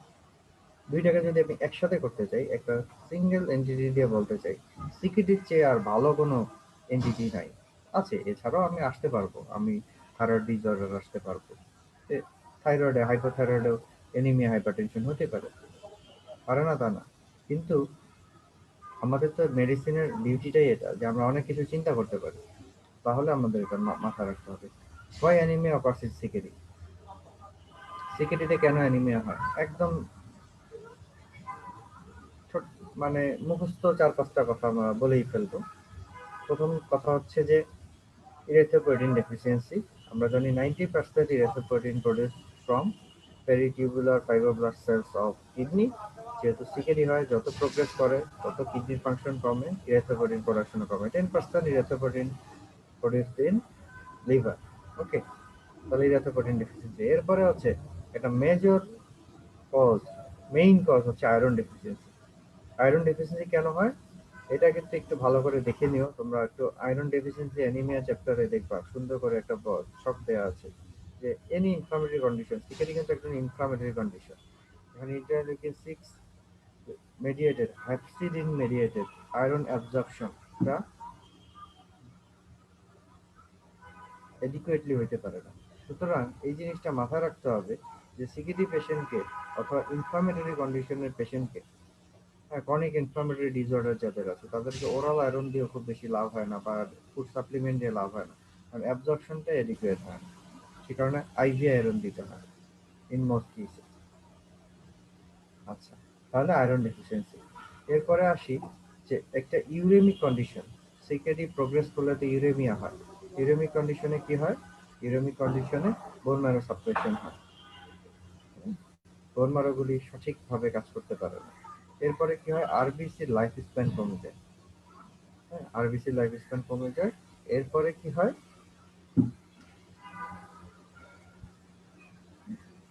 কিছু কিছু ক্ষেত্রে ক্যাপিলারি ফ্যাসিলিটি বেড়ে যায়, তো জিআই ব্লিডিং হয়, অল্প অল্প করে ব্লিডিং হয়, যেটা আমরা হয়তো ধরতে পারি না। হ্যাঁ, প্লেটলেট ডিসফাংশন হয়। এটা একটা কারণ। আরেকটা হচ্ছে অ্যাজ এ হোল, আমি তো শুরুতেই বললাম যে সিকেডি প্রেজেন্টেশনে হচ্ছে anorexia, nausea, vomiting, GI symptom হয় ইনিশিয়ালি, তো তখন পেশেন্টরা খেতে পারে না। অ্যাজ এ হোল ভিটামিনস আর মিনারেল ডেফিসিয়েন্সি হয়। তাহলে অ্যানিমিয়া কিন্তু অনেকগুলি কারণ, শুধু ইরাইথ্রোপয়েটিন বলে বসে থাকলে হবে না, সবগুলি টাচ করতে হবে। এবং আমরা যেটা করি আর কি, আমরা যখন একজন anaemia patient, CKD patient with anaemia, আমরা কিন্তু ইরাইথ্রোপয়েটিন দেওয়ার আগে এগুলি দেখি ও সব সময় এই কাজগুলি করি। আরেকটা জিনিস আমি বলে রাখবো, সেটা হচ্ছে যে একজন সিকেডি পেশেন্টের অ্যানিমিয়ার অন্য কারণ যে হতে পারবে না তা কিন্তু না। সিকেডি মানে সেই পেশেন্টের যে হেরিডিটারি হেমোলাইটিক অ্যানিমিয়া থাকতে পারবে না এমন কোনো কথা নাই। সেই পেশেন্টের বরং আরো বেশি করেই পেপটিক আলসার ডিজিজ হয়ে ওখান থেকে ব্লিডিং হওয়ার রিস্ক বেশি থাকে। ঠিক আছে? অন্যান্য কজ অ্যানিমিয়ার এই পেশেন্ট একটা পেশেন্টের অ্যানিমিয়া যে সিকেডি রিলেটেড কজের বাইরে যে অ্যানিমিয়ার আমাদের যে ইভালুয়েশন করার যে বিষয়গুলি আছে সেগুলিও যেন আমাদের মাথায় থাকে। সিকেডি পেশেন্টের যে ভিটামিন ডেফিসিয়েন্সি হবে না এমন তো কোনো কথা নাই। হ্যাঁ, সুতরাং একটা অ্যানিমিয়া পেশেন্টের যা যা দেখা দরকার সবই দেখবো, সাথে সিকিউরিটির জন্য এগুলি মাথায় রাখবো। ওকে, সব সময় একটা ওয়াইড ভিশন থাকতে হবে। খুব অ্যানিমিয়া ম্যানেজমেন্ট তো খুব ইম্পর্টেন্ট আমাদের জন্য। একটা পেরিফেরাল ব্লাড ফিল্ম করতে হবে, প্রয়োজনে আয়রন প্রোফাইল করতে হবে, প্রয়োজনে জিআই ইভ্যালুয়েশন করতে হবে, যা যা প্রয়োজনে হিমোগ্লোবিন ইলেকট্রোফোরেসিস করতে হবে, যা যা করার দরকার সবই করতে হবে। ওকে, তাহলে আমরা সিকেডি অ্যানিমিয়াটা মোটামুটি বুঝলাম। এরপরে আসে যে রিলেশন উইথ ভিটামিন ডি। আচ্ছা, রিলেশন উইথ ভিটামিন ডি তো খুব ইজি থিং, সেটা হলো আমরা সবাই জানি যে ভিটামিন ডির অ্যাক্টিভেশন আমরা সবাই জানি। সেটা হচ্ছে যে ইনঅ্যাক্টিভ ভিটামিন ডি 25 পজিশনে হাইড্রোক্সিলেশন হয় in liver, and final activation হয় ইন কিডনি, 1 পজিশনে হাইড্রোক্সিলেশন হয়। আমরা জানি যে active form of vitamin D হচ্ছে 125 ডাইহাইড্রক্সি কোলেক্যালসিফেরল। তো রিলেশনটা খুব সহজ, যদি সিকেডি প্রোগ্রেস করে তাহলে ভিটামিন ডি অ্যাক্টিভেশন ফাইনাল পাথওয়েটাতে হ্যাম্পার হবে। এবং ভিটামিন ডির কাজ কি? ভিটামিন ডির তো অনেক কাজ আছে, অ্যাক্টিভ ফর্ম অফ ভিটামিন ডির অনেক কাজ, মেটাবলিক অনেক ফাংশন আছে। তার মধ্যে খুব ইম্পর্টেন্ট হচ্ছে এটা ক্যালসিয়াম ফসফেট মেটাবলিজমটাকে এবং বোন হেলথকে মেনটেন করে। ভিটামিন ডি কি করে, জিআইটি থেকে কিন্তু ক্যালসিয়াম ফসফেট দুইটারই অ্যাবজর্পশন বাড়ায়। আর কিডনিতে কি করে, ক্যালসিয়াম রিঅ্যাবজর্পশন বাড়ায়, ফসফেট এক্সক্রিশন বাড়ায়। আলটিমেটলি সে বডির মিলিউটা মেনটেন করে। তো this is very important relation with vitamin D. এবং আর একটা কথা এই জায়গায় আমি বলে দিই, সেটা হলো যে আমরা তো অনেক পড়ালেখা করব, জীবনে অনেক কিছু শিখব। তো যেটা হয় যে আমাদের দেশের প্র্যাকটিস বা অধিকাংশ মেডিসিনের অনেক অনেক নেফ্রোলজিস্ট প্র্যাকটিস করে যে ক্রিয়েটিনিন 1.5 বা 1.6 এটা কোনো কিছু না বুঝেই না বিবেচনা করে হয়তো ক্যালসিয়াম কার্বনেট মানে ক্যালসিয়াম সাপ্লিমেন্টের মতো দিয়ে দিল, সাথে active form of vitamin D দিল। এটা কখন লাগবে এটা দেখার জন্য কিন্তু আমাদেরকে ক্যালসিয়াম ফসফেট প্যারাথাইরয়েড হরমোন এগুলি লেভেল করে অনেক বিবেচনা করে এগুলি প্র্যাকটিস করা উচিত। কারণ যদি আমরা তড়িঘড়ি করে ভিটামিন ডি সাপ্লিমেন্ট করি অ্যাক্টিভ ফর্ম অথবা ক্যালসিয়াম সাপ্লিমেন্ট করি, আসলে ক্যালসিয়াম কার্বনেট বা ক্যালসিয়াম অ্যাসিটেট কেন দেওয়া হয় এজ এ ফসফেট বাইন্ডার। আমি ফসফেট লেভেলই দেখলাম না, আমি দিলাম, তাতে কিন্তু হিতে বিপরীত হতে পারে। অনেক সময় মেটাস্ট্যাটিক ক্যালসিফিকেশন হয়, কার্ডিওভাস্কুলার মর্টালিটি মরবিডিটির কারণ হয়, বোনগুলি ইনঅ্যাক্টিভ হয়ে যায়, অ্যাডাইনামিক বোন ডিজিজ হয়। যদি এগুলি তোমাদের লেভেলে খুব জরুরি না, তারপর একটা ইনপুট দিয়ে রাখলাম, কারণ ভবিষ্যতে শিখতে সুবিধা হবে। হ্যাঁ, আর আমরা যদি একটা সিকেডি পেশেন্ট আসলেই আমরা একটা active form of vitamin D, এটা ক্যালসিয়াম কার্বনেট দিয়ে দিলাম, আসলে চোখ বন্ধ করে দেওয়ার সুযোগ নেই, আমাদেরকে এগুলি অ্যাসেস করে নিতে হবে। আচ্ছা, causes of proteinuria. Causes of proteinuria যদি আমি বলতে চাই, সেটা হচ্ছে যে আসলে নর্মালি তো প্রোটিন, আমি তো বলছি যে 150 মিলিগ্রাম ইন 24 আওয়ার্স প্রোটিন যাওয়ার কথা। কিন্তু গ্লোমেরুলার প্রোটিনিউরিয়া হতে গেলে অবশ্যই গ্লোমেরুলার স্ট্রাকচারটা কি হতে হবে, অল্টার হতে হবে due to information on any other cause. তো প্রোটিনিউরিয়ার কজ হচ্ছে গ্লোমেরুলার নেফ্রাইটিস, এক নম্বরে বলবো, এক নম্বরে গ্লোমেরুলার নেফ্রাইটিস, এরপরে ডায়াবেটিক নেফ্রোপ্যাথি, এরপরে হচ্ছে হাইপারটেনসিভ গ্লোমেরুলোস্ক্লেরোসিস। হ্যাঁ, এগুলি হচ্ছে main cause proteinuria, significant proteinuria যদি আমি বলতে চাই। Nature of proteinuria nephrotic syndrome level সহ ম্যাসিভ। নেফ্রোটিক সিনড্রোমের প্রোটিনুরিয়া নেচার হচ্ছে হেভি প্রোটিনুরিয়া হবে। এটা 3.5 gram per 1.73 metre square body surface area এবং 3.5 গ্রামের উপরে গেলে আমরা এটাকে বলি nephrotic range proteinuria. Other abnormalities of nephrotic syndrome, treatment of nephrotic syndrome, complication and treatment. Other abnormalities কি? What is nephrotic syndrome? Nephrotic সিনড্রোমকে ক্লিনিক্যালি ডায়াগনোসিস করা সম্ভব কিনা? নেফ্রোটিক সিনড্রোম ক্লিনিক্যালি ডায়াগনোসিস করা সম্ভব না, চিন্তা করা সম্ভব। নেফ্রোটিক সিনড্রোম কাকে বলে? নেফ্রোটিক সিনড্রোম হচ্ছে, প্রথমে তো বলেই ফেললাম, নেফ্রোটিক প্রোটিনিউরিয়া। আচ্ছা, এখানে আরেকটা জিনিস বলে দিই যে নেফ্রোটিক সিনড্রোম কিন্তু চিলড্রেনের ক্ষেত্রেও খুব অনেক কমন, তাই না? বিশেষ করে minimal change disease MCD, steroid responsive হয় অধিকাংশ ক্ষেত্রে।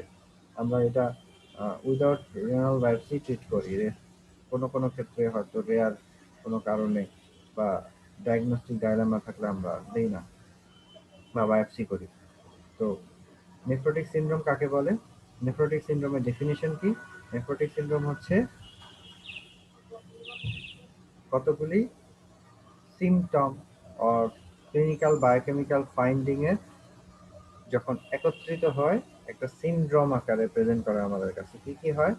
এটা হচ্ছে জেনারেলাইজড ইডিমা, তারপরে হলো ম্যাসিভ বা নেফ্রোটিক রেসপোটিনিউরিয়া, যেটা 3.5 গ্রাম ইন 24 আওয়ার্স আর 1.73 metre square body surface area in case of adult. চাইলে কি বলবো? চাইলে হচ্ছে 1 gram per metre square body surface area in 24 hours. আমি যদি একটা বাচ্চা 24 ঘন্টার প্রস্রাব কালেক্ট করতে ডিফিকাল্ট হয় অনেক সময়, তখন 1 ঘন্টার প্রস্রাব যদি আমরা কালেক্ট করতে পারি, হয়তো আমি একটা ক্যাথেটার করলাম, ক্যাথেটার করে, খুব ছোট বাচ্চা, সে তো আর প্রস্রাব বলে বলে করবে না, ক্যাথেটার করলাম, ক্যাথেটার করে আমি ইউরিন যা আসে সেটা বের করে ফেলে ব্লক করলাম, যে সকাল 10টার সময় ক্যাথেটার ব্লক করে দিলাম। এরপরে 11টার সময় ক্যাথেটারটা ব্লকটা ছুটালাম, হয়তো একটা আর্টারি দিয়ে অথবা ব্লক করে রেখেছিলাম 10টার সময়, 11টার সময় ব্লকটা ছুটালাম, যে ইউরিনটা আসলো এটা হচ্ছে 1 ঘন্টার ইউরিন। এই ইউরিন যদি করি তাহলে 40 মিলিগ্রাম ইন 1 আওয়ার। এটাও nephrotic range proteinuria in case of child. তাহলে বাচ্চাদের ক্ষেত্রে আমরা আওয়ারলি দেখতে পারি, প্রতিদিন হিসাবে 1 gram per metre square body surface area হিসাবে হিসাব করতে পারি। তাহলে nephrotic range proteinuria in case of adult এবং চাইল্ড বলে দিলাম। জেনারেলাইজড ইডিমা, তারপরে হচ্ছে হাইপারলিপিডেমিয়া বা হাইপার কোলেস্টেরোলেমিয়া, তারপরে হাইপো অ্যালবুমিনেমিয়া, আর হচ্ছে হাইপার কোয়াগুলেবল স্টেট। এই 5টা পয়েন্ট যদি তুমি বলো তাহলে তুমি 100তে 100।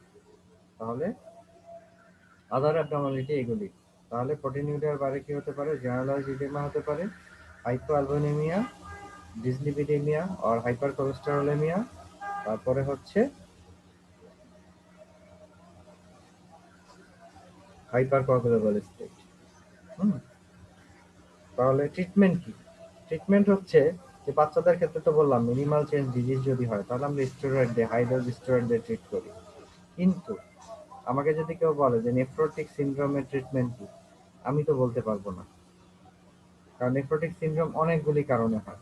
প্রাইমারি কজগুলি যদি আমি বলি তাহলে হচ্ছে membranous nephropathy, focal segmental glomerulosclerosis, IgA নেফ্রোপ্যাথিতে নেফ্রোটিক রেসপোর্টিনিউরিয়া হতে পারে। এমনকি মেসেঞ্জিও ক্যাপিলারি গ্লোমেরুলোনেফ্রাইটিস বা মেমব্রেনোপ্রলিফেরেটিভ গ্লোমেরুলোনেফ্রাইটিসেও নেফ্রোটিক রেসপোর্টিনিউরিয়া হতে পারে, হবে না এমন কোনো কথা না। তো আর মিনিমাল চেঞ্জ ডিজিজে তো হয়। তো কোন variety, specially in case of adult, unless renal biopsy, আমি কিন্তু চিকিৎসা করা সমীচীন না বলেই মনে করি, এবং according to biopsy finding, according to guideline আমরা ট্রিটমেন্ট দেব। আমি সাধারণত এমবিবিএস লেভেলে এমসিডিটা পড়ায় দিই, মিনিমাল চেঞ্জ ডিজিজটা পড়ায় দিই। মিনিমাল চেঞ্জ ডিজিজ বাচ্চাদের ক্ষেত্রে সাধারণত প্রেজেন্ট করে, এটা নেফ্রোটিক সিনড্রোম ফুলফিল করে, আমি ইনভেস্টিগেশন করে সবকিছু করে, এবং ইউজুয়ালি এখানে কোনো হেমাটুরিয়া থাকে না, নেফ্রোটিক রেসপোর্টিনিউরিয়া থাকে। আমরা এখানে হাই ডোজ স্টেরয়েড দিই। বাচ্চাদের ক্ষেত্রে usually 2 milligram per KG body steroid দেওয়া হয়। এটা 4 এটা শুরু করা হয় এবং আপ টু 16 উইকস পর্যন্ত আমরা টাইট্রেট করি। এরপরে রেসপন্স করে গেলে সাধারণত 6 to 8 উইকস এর মধ্যেই রেসপন্সটা আমরা বুঝতে পারি, প্রোটিনিউরিয়া কমে যায়। এরপরে আমরা এটা স্টেরয়েডটা আস্তে আস্তে ট্যাপার অফ করি। এটা তোমাদেরকে পিডিয়াট্রিক্সেও করাবে। আর আদার দেন এমসিডি অ্যাডাল্টের ক্ষেত্রে আমি কিন্তু ফিক্স কোনো প্রোটোকল তোমাকে বলতে পারবো না, বলা উচিত হবে না unless and until there is renal biopsy finding. এবং বায়োপসি আসলে অনেক কিছু দেখতে হয়, পেশেন্টের রেনাল ইন্টারমেন্ট আছে কিনা, পেশেন্টের প্রোটিনিউরিয়া কেমন, হ্যাঁ, সবকিছু বিবেচনা করে হাইপার টেনশনটা কেমন, অনেক বেশি হাইপারটেনসিভ কিনা, হ্যাঁ, অনেক কিছু বিবেচনা করে পেশেন্টকে স্টেপ বাই স্টেপ ডিফারেন্ট প্রোটোকলে চিকিৎসা দেওয়া হয়। তো একটা সিঙ্গেল প্রোটোকল এখানে বলা নেফ্রোটিক সিন্ড্রোমের ট্রিটমেন্ট হিসাবে ভেরি ডিফিকাল্ট এবং উচিত হবে না। আমাদেরকে আগে specially in case of adult histopathology করে দেন ট্রিটমেন্ট দিতে হবে।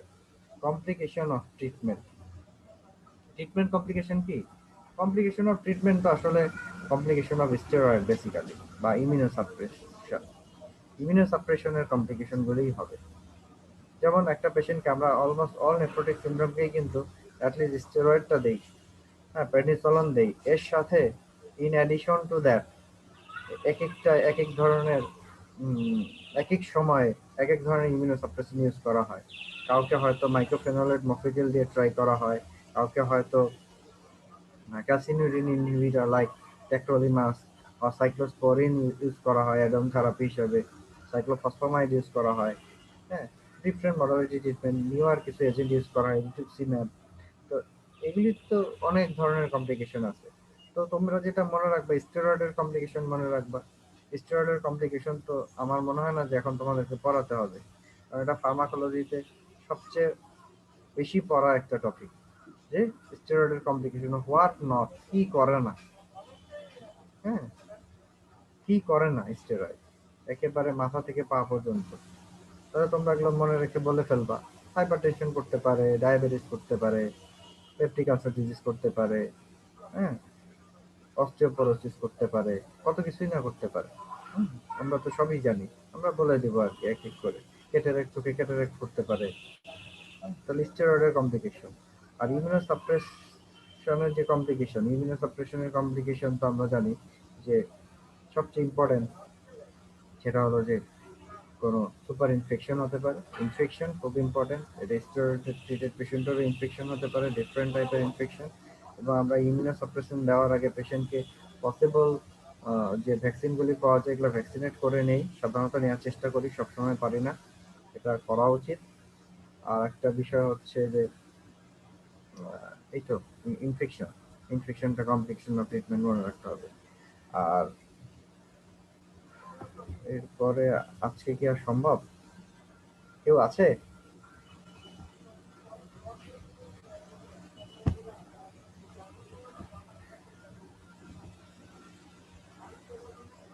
আমার সাথে কি কেউ আছে? আমার মনে হয় আজকে আমরা এখানেই শেষ করতে হবে আর কি, কারণ এই দুইটা স্লাইড শেষ করতেই অনেক সময় লেগে গেল। আমরা নেক্সট দিন হয়তো সামনের সিনারিও নিয়ে কথা বলবো। অলরেডি 12টা, 12:30 পার হয়ে গেছে, আমাদের প্রস্তুতি নেই আমরা সবাই। আল্লাহ হাফিজ।